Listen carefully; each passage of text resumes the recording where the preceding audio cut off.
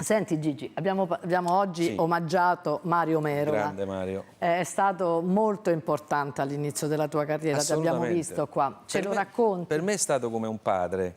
Io poi ho iniziato come pianista di Mario e ti assicuro che Mario forse è uno dei cantanti, era uno dei cantanti più difficili da accompagnare al pianoforte perché lui entrava, usciva nel tempo, perché lui interpretava e ogni giorno era un'interpretazione diversa.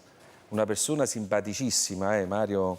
Mario credo che nella vita ha dovuto interpretare nella vita normale quello che gli hanno fatto fare nei film, perché Mario, Mario sai, veniva sempre, faceva questi film come Mamma Santissima, veniva sempre catalogato come, diciamo, un guappo, no? E invece non era così. Mario era proprio la mollica del pane, non era un pezzo di pane, era proprio la mollica del pane. Era buonissimo. Era buonissimo, era una persona eccezionale.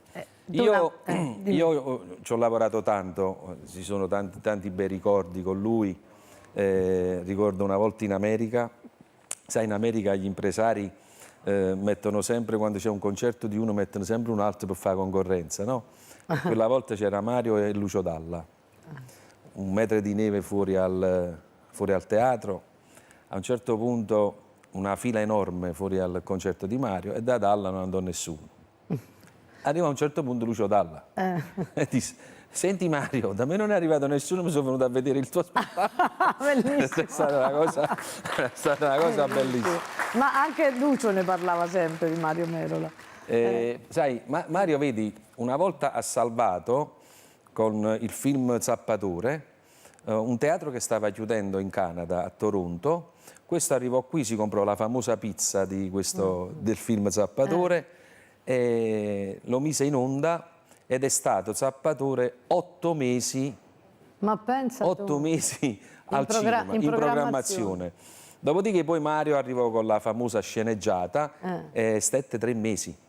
3 mesi tutti i giorni doppio spettacolo. Vedi, tante cose la gente non le sa, no? Di queste, per esempio, come dicevi tu, era il re della sceneggiata, che è insomma una particolare forma di rappresentazione proprio di Napoli, no? Io purtroppo non ho mai assistito a una sceneggiata. Mi ricordo che una volta sono andata a vedere uno spettacolo meraviglioso del grande Vittorio Marsiglia, sto parlando di tanto tempo fa, che faceva uno spettacolo che si chiamava Isso, Issa e Umalame. Es e Umalame. Oddio, scusa, c'hai Lui, ragione. lei e il cattivo. Già, perché allora Isso, Essa e Umalame. Isso, Essa e Umalamente, esatto. Ecco. Scusa, No, ma hai fatto bene, mi devi sempre riprendere. Magari parlassi io italiano come tu parli napoletano.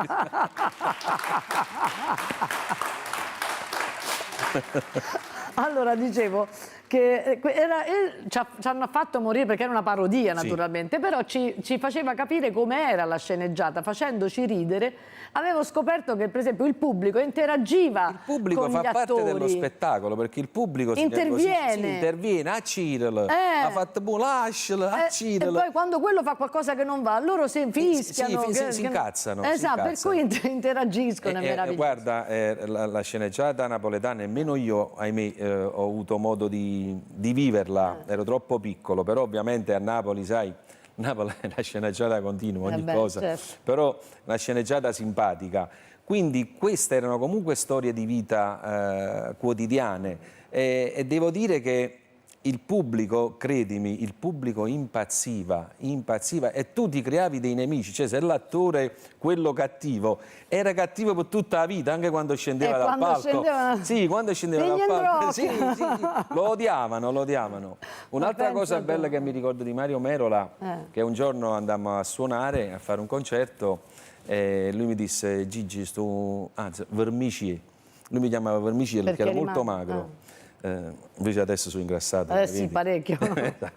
Però eri più magro, in realtà eri ancora più magro. E mi disse: Vermici, oggi non sto tanto buono con la voce. Quindi casomai, vedo tu. Vabbè, dissi Mario, allora innamorate te, che è una canzone che cantava lui, dico la facciamo in La minore o in Si bemolle. Lui mi guardò e disse: esatto. Basta. Cioè, praticamente lui fondamentalmente la musica non la conosceva, però era un autodidatta, era una persona che cantava così. Era musicale? Era musicale, ma soprattutto sapeva, cioè tu lo vedi, guarda, io suonavo con lui quando cantava I figli, una canzone che si chiama I figli, la famosa frase I figli su pizzicore. Viene da lui E in questa canzone dice, signore, i figli sai che sono su pizzicore. Questa è rimasta nel lessico Esatto. nostro. Nel nostro lessico. Io te lo giuro, io ci ho suonato almeno 200 volte, 300 volte. Io piangevo tutte le volte che lui cantava questa canzone. Ma pensa tu. Lui diceva che il mantello, quando doveva cantare Zappaturo, il mantello e la zappa, lui diceva, la tengo qua, non c'era bisogno. Ma pensa. E poi una volta ci hanno fermato i carabinieri, dopo un concerto, c'era proprio un blocco tutta l'autostrada a Bari, erano le 3 di notte, io ero il suo pianista, ci fermano, io scendo dalla macchina, documento, patente, a me, all'orchestra, a tutti quanti. E il poliziotto disse, ma perché l'amico vostro non scende dalla macchina? E dico, andatela a dire, gliela chiamano. Perché la macchina la guidavo sempre io con Mario. Lui mi mette la pila in faccia, sai, vicino al vetro, e fa, documenti. Mario, che dormiva sempre in macchina, si alza, lo guarda e fa così. Il poliziotto, uè, con lì, Mario Melo! È finita. È finita da luce e vino. Vabbè, è stato un bel periodo della tua vita. Per me è stato come un padre. Ma anche una scuola, perché poi chi comincia... È stata una scuola perché lui era veramente grande, ma proprio grande, grande, grande, grande. Ma era umile. Per me mi ha insegnato veramente a me tanti. Diciamo che mi sono preso solo i pregi di Mario, perché qualche difetto tenevo, giocava, però, lo so. Però era un amore, Tant'è che sta nella mia tomba di famiglia. Infatti non osavo chiedertelo perché non volevo entrare nella tua intimità. Ma perché sono geloso di tenerlo con me, capito? Insieme per alla cui però me l'avevi detto e aspettavo lo dicessi tu perché non mi sembrava carino, ma il fatto che tu l'abbia messo nella tua tomba di famiglia ti fa, insomma, la dice lunga di quanto tu lo amassi.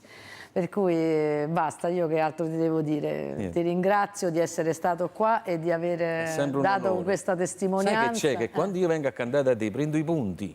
Come? Capite? È come quando vai al supermercato che ti danno i punti. Cammina, perché tu, capite, sei un prodotto DOP.